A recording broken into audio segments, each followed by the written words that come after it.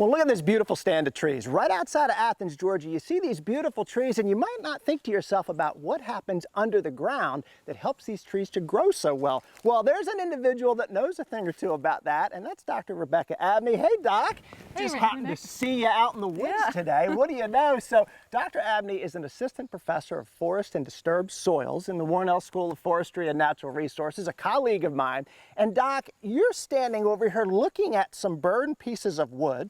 This stand was recently burned some time ago. Why are you staring at these charred pieces of sticks? And I see you've got a bucket of other things over here. Talk to me about what do you study with regards to this? Yeah, Nick. So I also consider myself a soil biogeochemist, and I'm interested in soil carbon specifically. And so a lot of people don't know that soils store more carbon than the atmosphere and the terrestrial biosphere combined. Underground. Wow. And that form of carbon is sometimes very stable, and I'm really interested in how the carbon gets into the soil and what keeps it there. And we can use that hopefully to start managing our atmospheric CO2 if we keep more carbon in the soil. So that's one of the big goals of my research. And you think about that, that's something that's out of sight, maybe out of mind for some, but not to you. And I'm thinking about the burned pieces of wood in this bucket of burned ash, it looks like over here, Doc. Talk to me about the folks at home that watch the show regularly have heard biochar be mentioned. How does this relate to biochar, or is it? Yeah, so in the soil, there's different types of carbon that come from all different sources. So we have like leaves, pine cones, needles, and after fire, charcoal. And for the microbes and fungi that live in soil, they have preferences for sometimes what's more yummy to them. So if we think of charcoal, it's not the yummiest thing compared to like sugar, or for us, it's kind of the comparison of a cupcake or celery. You're probably gonna go for the cupcake. Yeah, for some reason. For some reason. And so biochar and charcoal tends to be in soil for much longer than other forms of carbon.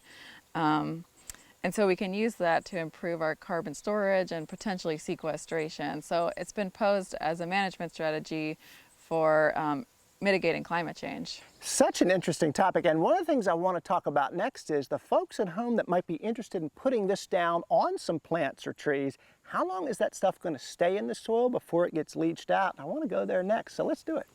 Well, what you're looking at there is the machine that is used to determine respiration, what is breathing under the soil. And Dr. Abney, we're out here in a field right now, and we're going to use this machine, this LICOR machine, to put it on the ground and measure that breathing. So walk us through this. How's this going to work? All right. So we have what we call a collar, which is just a pipe that we've hammered into the ground. And then this is fitted with an O-ring that makes a nice tight seal, so we can place this instrument right on there and get a good seal. And you know, Doc, just to tell the folks at home, that pipe is only a few inches in the ground, so the soil is right there that can be measured. Exactly. Cool. And then I take the soil probe and we stick that into the ground. And this guy measures temperature, moisture, and electrical conductivity in the soil, which is a measure of how salty it is.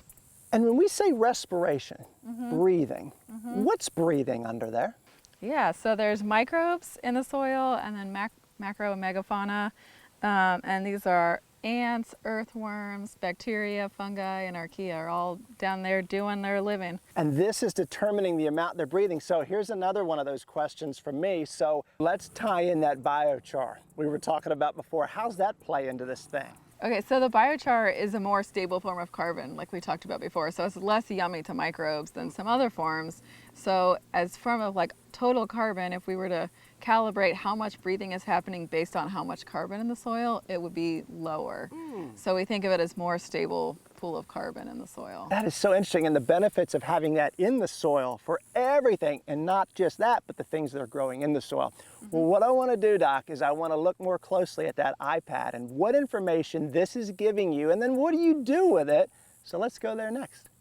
All right, Doc, so we made our way back to the car here. I want to talk about the information that the LICOR gives you, and what do you do with that stuff to measure all that respiration, all that breathing under the soil. So, Doc, what are you doing with this? Yeah, so the LICOR measures CO2 pretty much instantaneously. And so when the chamber goes down and it becomes a closed system, then the CO2 starts to accumulate inside the chamber. And so that's what this is. So this is once the chamber goes down, it goes up, and it goes up in a linear fashion. And we use that linear relationship, so we find the slope of that line and we put that into the ideal gas law, and that tells us about the flux of carbon. So what is the rate of carbon that's coming out of the soil? And different times of day? With this at night versus the morning, how would that line or that slope be different? Yeah, so it's much slower at night because it's cooler usually, and then much more like in the middle of the day, much more in the summer as well. And if I'm sitting at home and I'm going, all right, this information, if I'm growing things out in the field, how would that be useful to me? Well, if you're using your land for carbon sequestration, maybe you've applied biochar to it and you want to know, is that biochar going to stay there? How stable is my carbon? This could give you an indicator of that. This is the kind of thing that's happening in the Warnell School of Forestry and Natural Resources. Doc, thanks for today. Thanks for having me. I learned a lot. I hope you all did too. So listen, while you're online learning more about all the things that are going on at UGA and the Warnell School of Forestry and Natural Resources, check out the Ranger Nick Facebook page, see what all I've got going on. And until next time, for the Farm Monitor, as I always say, Doc, I'm Ranger Nick, reminding you that enthusiasm is contagious. So pass it on. Y'all, thanks so much for watching. We'll look forward to seeing you right back here again, this time next month. See ya.